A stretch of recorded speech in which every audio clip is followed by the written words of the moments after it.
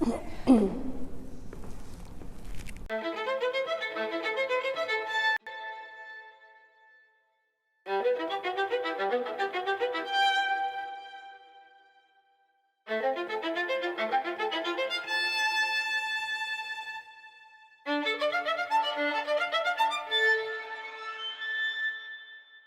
name is Teresa Fanchino. I'm an associate curator here at the Broad Art Museum. I've been working in curating for almost 15 years. I always thought I was going to be a musician, and then realized that that's a pretty hard life if you do that professionally. And I thought, hey, what about art? And so I ended up doing a degree in art history, and now I'm at an art museum. This building is kind of interesting for us because it's so different to the rest of the campus. And it's kind of an interesting opportunity for a curator because the spaces aren't necessarily just white boxes like you would have it in many other museums. And that's really exciting for curators, for sure. My name is Dalina Perdomo Alvarez, and I am an assistant curator here at the MSU Broad Art Museum. I have always been, the kid who was always drawing and writing and just very gravitated towards art. I would say that in my case, I've always been very much just into the arts, and I've never really seen myself doing anything else. I think curating isn't like a straightforward thing necessarily. I think there's individual approaches, and I think there's also institutional approaches. You do start with an idea, and then you create a proposal, and you test it, and you see how your colleagues react, maybe colleagues at the museum, colleagues outside, maybe the broader community here at MSU, for instance. And then sometimes you have to make new artwork, sometimes you have to get works from other museums or lenders. And then, ultimately you end up the day before the opening, and hopefully everything is done. Which I always say is one of our main things that we do, right? Our business is deadlines.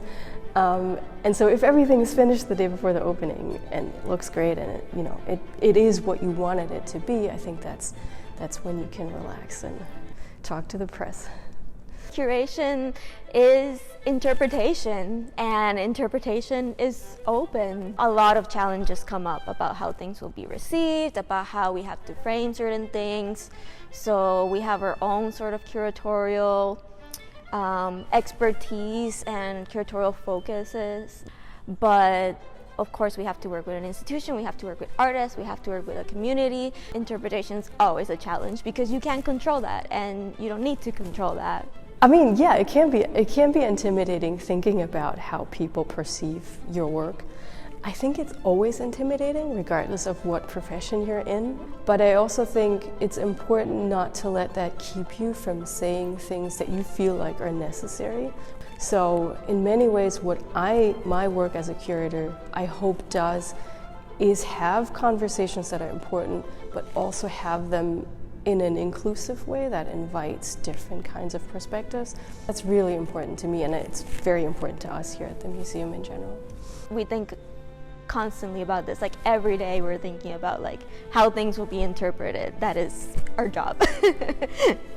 So the reason for why I invited Andrea Canepa to do this show is that she's very interested in the ancient Peruvian mythology and storytelling, but she's also, as you can see, very interested in this very spatial way of working.